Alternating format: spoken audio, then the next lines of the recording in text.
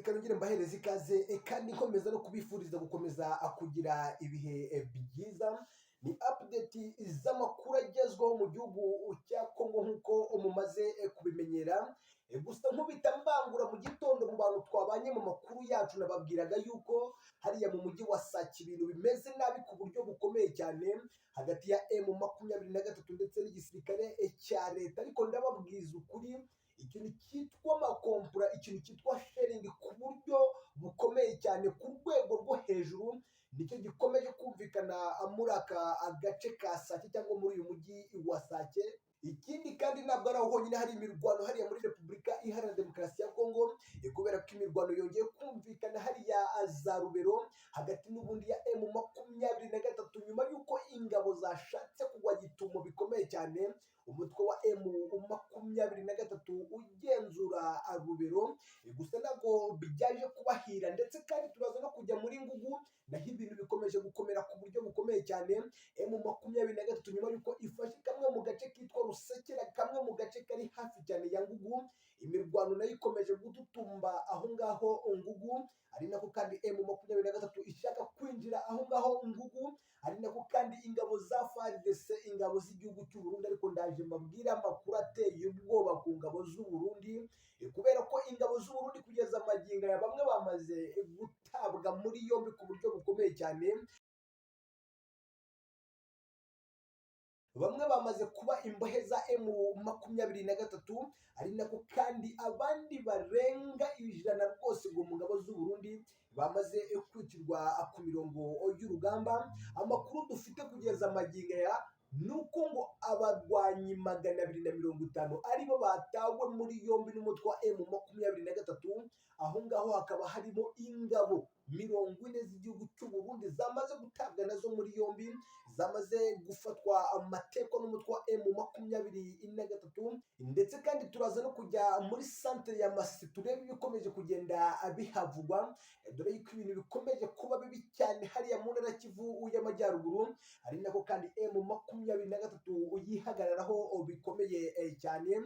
Hagati aho reka mpereze ikaze buri umwe wese wakoze subscribe, mwebwe mudusigira ibitekerezo byanyu, mwebwe mubana natwe umunsi ku munsi, mwebwe mudukurikira muri Gota Masimbi, mwebwe mudukurikira muri hano ku mugabane w'Uburayi, mwebwe mwumva ururimi rw'Ikinyarwanda. Dukomeje gukunda uburyo mukomeje kugenda mukunda amakuru yacu ndetse n'ibiganiro byacu. Ni update nk'ibisanzwe, twababwiye yuko tugomba kujya tubakubita update z'amakuru yo ku mirongo y'urugamba kugira ngo mumenye uko ibintu bihagaze mu gihugu cya Kongo. Ariko kandi tunihuta tudatinda rwose mu nzira, nimunyemerere tujye hariya mu mujyi wa Sake. Ibintu birakomeye ku buryo bukomeye cyane hariya mu mujyi wa Sake. Mu makuru twabagejejeho mu gitondo twababwiye yuko ikintu cyitwa sharing yo ku rwego rwo hejuru hagati ya M23 ndetse na FARDC, ingabo z'u Burundi, aba FDLR ndetse na Wazalendo byari biri ku rwego rwo hejuru. Ndetse kandi iyi mirwano yabaye hariya mu mujyi wa Sake ni imwe mu mirwano ishimangira yuko M23 ishobora kuza kwigarurira uyu mujyi wa Sake, ariko kandi bikaza kugorana ku buryo bukomeye cyane ku rundi ruhande, kubera ko FARDC, MONUSCO, SADC basanzwe bagenzura uyu mujyi wa Sake, bifashishije bimwe mu bitwaro byabo biremereye mu kurasa mu ntera ndende umutwe wa M23, dore yuko umutwe wa M23 nawo ukambitse hejuru y'umujyi wa Sake aho ngaho kuri antene, aho witegereza neza ku buryo bwiza cyane uriya mujyi wa Sake. Ariko kugeza magingo aya ntabwo bigeze barasana imbunda ku mbunda, bakomeje gukoresha zimwe mu ntwaro zirasira mu birometero binini cyane. Uyu munsi hariya Sake habayeho ikintu cyitwa sharing yo mu rwego rwo hejuru.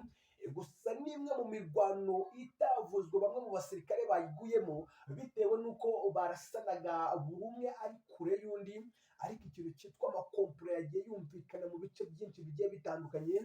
Gusa kandi tunava aho ngaho mu mujyi wa Sake, nimunyemerere tujya aha ngaha Rubero, ibintu byo bikomeje gukomera ku buryo bukomeye cyane, ari nako kandi icyo bita FARDC, Wazalendo, ikintu bita FDLR, ingabo z'u Burundi nyuma y'uko FARDC ifashe agace ka Ngugu, FARDC yatangiye gukora iyo bwabwa ngo irebe yuko yakubita M23, bamwe mu barwanyi babo bari hariya za Rubero, naho ni kamwe mu gace kumvikanyemo imirwano ikomeye cyane, ndetse kandi n'ababeshye mbabwije ukuri, ni imwe mu mirwano nayo ngo yumvikanyemo ikintu cyitwa imbunda ziremereye gusa.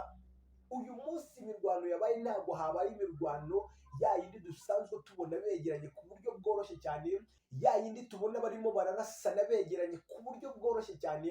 Ndababwiza ukuri, ikintu cyitwa sharing nicyo cyakozwe uyu munsi mu bice byinshi bigiye bitandukanye bigenzurwa n'umutwe wa M23. Gusa kandi M23 nyuma y'uko bayisharingaga ku buryo bukomeye cyane, nayo yoherezaga amakompura aremereye cyane, ari nako ishaka gucubya ibijyanye na FARDC ndetse na bimwe mu bitwaro yari irimo irakoresha, dore yuko ahangaha Rubero hagaragaye bamwe mu basirikare baheruka guhabwa imyitozo na MONUSCO ndetse na SADC. Aba basirikare rero nibo bagiye hariya za Rubero bashaka kwinjira hariya Rubero, ariko biza kubabera ibamba, dore yuko iyi santere ya Rubero igenzurwa na FARDC, Wazalendo, FDL ndetse n'ingabo z'u Burundi. Gusa nabo bakomeje gukora ikintu cyitwa sharing yo ku rwego rwo hejuru, nk'uko tubikesha imboni z'amakuru yacu ari hariya muri Repubulika Iharanira Demokarasi ya Kongo. Tuva aho ngaho za Rubero twinjira Ngugu, kamwe mu gace abantu bari gushaka kumenya uko ibintu biraye bimeze cyangwa uko byiriwe bimeze. Nanjye rero sinava muri studio za Mba TV Rwanda nababwiye uburyo bihagaze hariya za Rubero, ariko n'ababeshya ibintu birakomeye ku rwego rwo hejuru. Nyuma y'uko ku munsi w'ejo M23 ifashe agace kitwa Rusekera, ni kamwe mu gace kari hejuru hafi rwose ngo y'ikilometero kimwe ugera aho ngaho za Ngugu, FARDC yongeye gukora iyo bwabaga kugira ngo urebe yuko yasunika M23, ariko byaje kuba ibamba ku buryo bukomeye cyane. Gusa M23 yaje kugorwa n'umubare w'abasirikare benshi cyane, abasirikare benshi cyane ku ruhande rwa leta ya Kinshasa. Aka gace ka Ngugu gakomeje kurundwamo abasirikare benshi b'igihugu cy'u Burundi, aba Wazalendo, aba FDLR, bimwe mu bintu biri kugora umutwe wa M23. Gusa uyu munsi nabwo habuze gice hagati ya M23 ndetse n'ingabo za leta. Yaba M23 ntabwo byaje kuyorohera kwinjira Ngugu, gusa n'ubundi baracyari aho ngaho hafi, bararekereye, bari aho ngaho rwose za Rusekera, mu gihe FARDC yo ishaka gusunika M23 kugira ngo yikureho igitutu ikomeje gushyirwaho na M23. Ahangaha rero Ngugu naho ibintu bikomeje gukomera cyane, ni naho hantu navuga ni barasanye rwose ku buryo bwegeranye cyane. Ntabwo higeze habaho ikintu cya sharing nk'icyo twabonye za Rubero, nk'icyo twabonye Sake, ahubwo ahangaha barasanye bikomeye cyane. Gusa amakuru akanavuga yuko hari abasirikare b'u Burundi benshi bamaze kugwa muri iyi mirwano, dore yuko ngo abasirikare barenga 100 rwose mu gihugu cy'u Burundi kugeza aka kanya. Ni imirongo ikomeye cyane kuri bamwe mu basirikare b'igihugu cy'u Burundi. Abangaba rwose bavuye za Somalia bakoherezwa mu gihugu cya Kongo. M23 yatangiye kubakoramo bikomeye cyane, ndetse kandi tunava aho ngaho Ngugu nk'uko nari namaze kubibabwira, reka twigire hariya Masisi, kamwe mu gace rwose navuga ni aba FDLR bahuye n'uruva gusenya. Ikindi kandi ndababwiza ukuri, bamwe bafashwe matekwa, yaba Wazalendo, ni nyuma y'uko bakoze icyo nakwita nk'inkinamico ikomeye cyane, bakikuramo imyambaro ya gisirikare rwose bakambara imyambaro ya gisivile, kandi ari abarwanyi barwana ku ruhande rwa leta. M23 ntabwo yaje kumenya uwo muvuno cyangwa ako gashya k'abo barwanyi. M23 yazikora operasiyo Kabutindi, navuga ni nimwe muri operasiyo ikomeye cyane hariya mu mujyi wa Masisi. M23 kugeza ubu yagiye ivumbura bimwe mu byitso bya FARDC, ndavuga aba Wazalendo ndetse n'aba FDLR.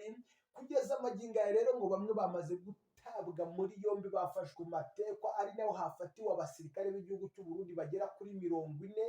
Ndabivuze, hari n'abandi basirikare b'igihugu cy'u Burundi bakomeje kugaragurika hariya za Ngugu. Ibintu ntabwo byoroshye ku ruhande rw'igisirikare cy'u Burundi ndetse n'abarwanyi ba Wazalendo ndetse n'icyo bita FDLR. imirwano hagati ya M23 ndetse rwose na leta ya Kinshasa cyangwa guverinoma ya Kinshasa yongeye rwose gufata indi ntera, kandi ndababwiza ukuri ikintu cyitwa ngugu M23 nitusubiza aka gace rwose ndababwiza ukuri, mbahaye iminsi 3 gusa mushobora kuza kumva ibindi bintu bikomeye cyane ku ruhande rw'umutwe wa M23, kubera ko amakuru dufite kugeza amagingo ni uko M23 nayo yamaze kubona umusada wa bamwe mu basirikare bakomeye cyane. Bimwe mu bintu byagoye FARDC kugira ngo itsitsure M23, izi ni update z'amakuru ukuntu bihagaze rwose ku mirongo y'urugamba, muziyo bwabwa kugira ngo mbiteho byose, kubera ko hari amakuru yandi nkomeje kugenda anohoza hariya mu gihugu cya Congo. Gusa ntabwo nagenda nababwiye yuko uwo bita Patrick Muyaya, uwo bita Judith Sulumwa, uyu rwose minisitiri w'intebe mu gihugu cya Congo, ndetse n'uwo bita Ekenge, bamaze gufatira icyemezo gikomeye cyane igitangazamakuru gikomeye cyane, igitangazamakuru cya Al Jazeera, ni nyuma y'uko bamaze kuvuga yuko kitemewe gukorera ku butaka bwa Congo, nyuma y'inkuru mukomeje kugenda mubona icaracara ku mbuga nkoranyambaga ya Bertrand Bisimwa, perezida wa M23, ari kumwe n'umwe mu bashakashatsi bakomeye cyane. Gusa FARDC cyangwa igihugu cya Congo cyo cyashinje Al Jazeera kuba yaremeye gukorana n'uyu mushakashatsi, kandi uyu mushakashatsi akorana n'igihugu cy'u Rwanda. Aya nayo n'andi makuru ari update twagombaga kubagezaho, kubera ko igihugu cya Congo gikomeje kugaragaramo ikintu cyitwa kajagari ko ku rwego rwo hejuru, ndetse kandi ibi ngibi bamwe mu basesenguzi bakavuga yuko aka kajagari gaturuka ku rwego rukuru n'ubundi rusanzwe ruyobora iki gihugu cya Congo. Rero urumva yuko ibintu bitameze neza mu gihugu cya Congo. Reka rero mbashimire, ndetse kandi nababwira yuko mu kanya gatoya, mu masaha make cyane, ndaba mbazaniye update z'uburyo ku mirongo y'urugamba ibintu bihagaze, dore yuko ibintu bitoroshye mu gihugu cya Congo. Reka mbabwire mukomeze mugubwe neza, kandi Imana ibarebe icyoroshye. Iyi ngiyi ni Mba TV Rwanda.